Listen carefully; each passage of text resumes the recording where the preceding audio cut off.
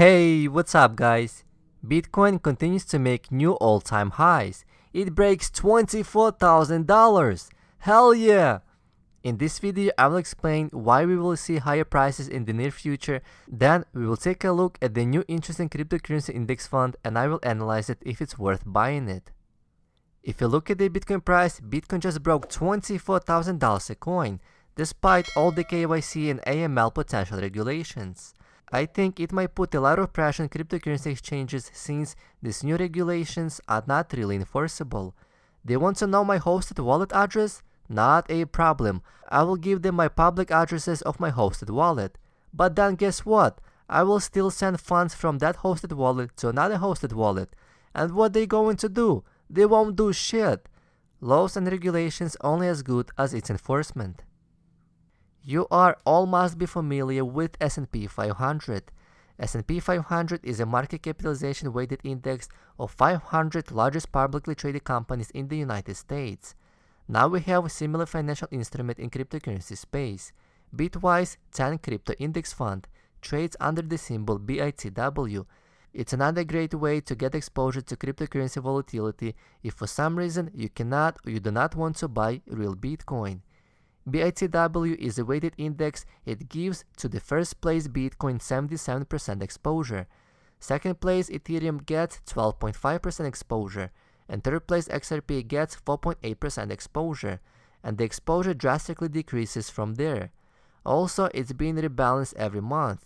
If Ethereum, for example, would flip Bitcoin, that index exposure would switch. ETH would get 77% and Bitcoin would get 12.5% respectively. It seems like it's a good idea for those who are seeking some level of diversification, such as Mr. Wonderful Kevin O'Leary. However, what would perform better if you would just buy Bitcoin or entire Bitwise index fund? Here's the answer. The yellow line represents Bitcoin and the green line represents weighted index with the top 10 cryptocurrencies. So we can see that the green line is slightly outperforms Bitcoin. It would be reasonable to invest something into this index fund if you seek some level of diversification. They also use Coinbase as a main custodial solution, which is pretty good. It seems to be safe. But here's the main reason why you should not buy this index. You see, since it's index fund, I did quick analysis and I came quickly to the conclusion that this index fund is highly overpriced. It's currently trading at around $78 a share. But what is interesting about this is the total market cap is $600 million. And currently they have only $191 million asset under management. Just think about this. They only have $191 million worth of crypto, but the market cap is 3 times higher. You do not have to be a rocket scientist to figure it out that this index fund is highly overvalued. If the price drop under $20 a share, then yes, I will probably buy this index, but until then, I will pass, and so should you. Here is the funny meme. Bitcoin all-time high, big line to buy Bitcoin, altcoins 99% off, and nobody wants to buy them. I think if you want to buy altcoins, it would be good to follow a similar strategy as Bitwise Crypto Fund. Buy top 10 or even top 5 weighted portfolio would be the best strategy. Then try to figure it out to winners out of 2,000 losers. Here is another cool chart. We can clearly see that Bitcoin addresses worth at least $1 and over $20,000 worth of BTC making new all-time high. Now we have at around 35 million addresses with at least some amount of BTC in it. Then we have 17 million addresses with at least $23 worth of BTC in it. Then we have 9 million addresses with at least $230 BTC in it. Around 3 million addresses with at least 10% of BTC, and that would be more than $2,300. Then we have only 700,000 addresses with at least 1 BTC in it. In the world we have 7.8 billion people. If you own at least 1 BTC, you are in the top 0.00009% of the world population. There are also more than 100,000 addresses with at least 10 BTC in it.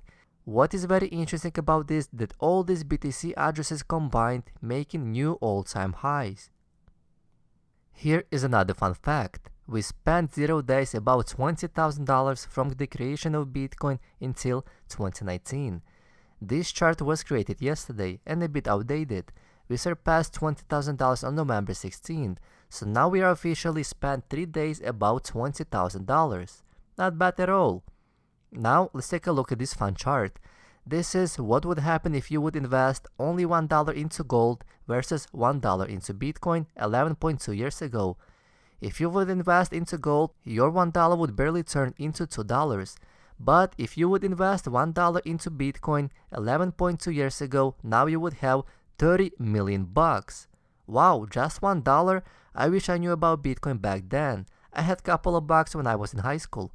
Capital cost is real. People, do not waste on poor performing assets.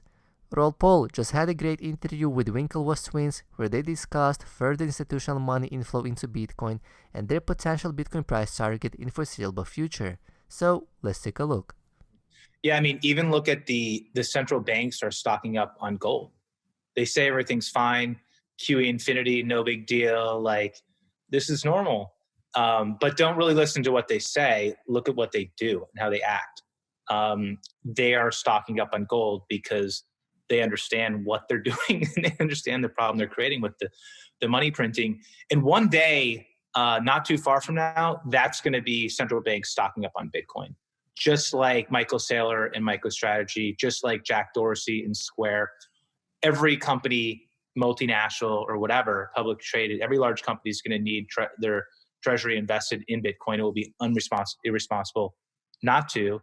I think central banks are going to do the same thing, sovereign wealth funds. So when you look at the fact that only 2 companies that we know publicly traded, and we would know because they have to disclose this if there was more, out of all the companies out there, it's so early, right? If every Fortune 500 or 1,000 company does what these 2 just did, a tremendous amount of wealth comes into this space because Bitcoin and cryptos primarily been a retail phenomenon thus far. It's really been driven by people's personal accounts, not really their hedge fund money, their LP money, but really their personal money. But that's started to change, right? As we mentioned before, with legendary investors like Paul Tudor Jones, Stan Druckenmiller, and now we have companies that are doing this. So the dominoes are like starting to fall, and eventually it's going to be a central bank. And some very smart company is going to take a country is going to take a huge position in Bitcoin and talk about it. Game theory suggests that if it's the hardest form of money, one of these countries is going to have a change of government, is going to say we're going to solve the problems and we're going to buy Bitcoin as part of our reserves. Yeah, I mean, I tweeted about this. I said the trade of the century is still out there for a couple of people, a couple of hedge fund managers. It'll be as great as the Soros breaking the pound trade. You know, a couple of people take $100 million position in Bitcoin, hedge fund managers, and go talk about it, whether it's a Bill Ackman, Ray Dalio, or anyone who's got a fund. And that, our thesis is that Bitcoin 30X from here because if it's digital gold, it disrupts gold. Bitcoin's market cap is 300 billions, right? In the 300 billion. Gold is 9 trillion. The above ground gold is 9 trillion. So if Bitcoin's market cap is 9 trillion, then each Bitcoin will be worth $500,000. And so a $100 million trade in Bitcoin right now for a hedge fund will turn into $3 billion. Yeah. I've never seen a risk reward like it in my entire career, and I've been doing this 30 years. And that's why it's so crazy that it hasn't happened yet. Maybe it's happening. We just haven't heard of it. And that's why Michael Saylor just bought 50 more million Bitcoin. People say, "Oh, is 19 too high?" Well, it's not too late. Look at what Michael Saylor just did. He took $50 million in Bitcoin position because he obviously thinks that's going up. There's a psychological barrier around 20,000, and people I think are a little scared of it for some reason. They think it looks expensive. Our viewpoint, of course, is that look, if you bought into Amazon in 2014, it might look expensive compared to where it was in 2000. Still an amazing trade. It's probably at what, 5-6 times from there. I mean, that's a tremendous trade. It's probably doubling every year. And we think there's a 25-30x from here on sort of the conservative bull case if Bitcoin were to dethrone gold. But we think it actually has greater promise than that. Because a lot of people can't really get access to gold, if you think about it. Whereas really anybody with an internet connection gets access to Bitcoin. And There's more smart devices on the planet than people. So yeah, the access will be there for digital gold. So super, super exciting, but interesting to see the kind of the emotions and the irrational aspects of the market sometimes. My feeling is if we breach the 20,000, when we breach the $20,000 barrier, it's sort of all bets are off and things start running in a pretty exciting way. Kind of like the 4-minute mile. You know, as soon as Roger Bannister broke it, someone did it the next week, and then kept like it became, oh yeah, 4 minutes is not that big of a deal. So, but look, the game theory is that you don't want to be the last one into Bitcoin. No. And so 2 publicly traded companies have done it. A couple of hedge fund managers have talked about it. So it's really early, but you don't want to be the last manager in. Somebody gave me a great tip. Now, we're humans, right? Humans are pretty stupid. We anchor ourselves on certain things. So you've got a chart on the screen of which we all look at is our Bitcoin chart, right? So the all-time high is 20,000. So we look at that and that's what we anchor ourselves on. So the little trick is change the scale on your chart and squidge it down to the bottom. And what happens is you immediately think, oh, it's only just started its move. It's the same chart. It's behavioral anchoring. So that's what I urge everybody to do who's like thinking, oh, it's expensive. Behaviorally anchor the chart. The other thing I do is use regression lines, and you can use it on a log chart, and suddenly it gives you just a pretty simple understanding of where price moves and how it moves, and it just moves according to Metcalfe's law most of the time. Yeah, it's so thematically, if you just do something simple like regression analysis and plot that line, you're like, oh, okay, I see where it's going. Yes, there's peaks and valleys, but like, you know, we always say, like, if you're taking a Bitcoin position, prepare to hold it for 5 or 10 years. Don't get in if that's not your time horizon. Just forget it. And the same is sort of true with gold, right? Who wants to trade around gold? That's not the trade here. But if you can hold this thing, and I think the same is true for Ether for 5 to 10 years, then $19,000, $20,000 entry point is going to be a very fine entry point. Central banks stacking on Bitcoin? Of course, if you have money printed at home, you can buy anything. You do not want to keep those worthless pieces of papers. No wonder why they buy gold. I'm not going to be surprised if the central bank will start buying Bitcoin. But the question is if this is a good idea. Theoretically, they could buy entire 430 billion worth of BTC if they choose to. Of course, Bitcoin would be worthless after that because it would be completely centralized. However, in practice, they cannot. They cannot buy Satoshi's 1 million Bitcoin because it's not for sale. They cannot buy Michael Saylor's 41,000 BTC because it's also not for sale. And they cannot buy my BTC because it's not for sale. And there are hundreds of thousands of people just like that who are not willing to sell their BTC. This is still early to discuss if central banks will buy Bitcoin.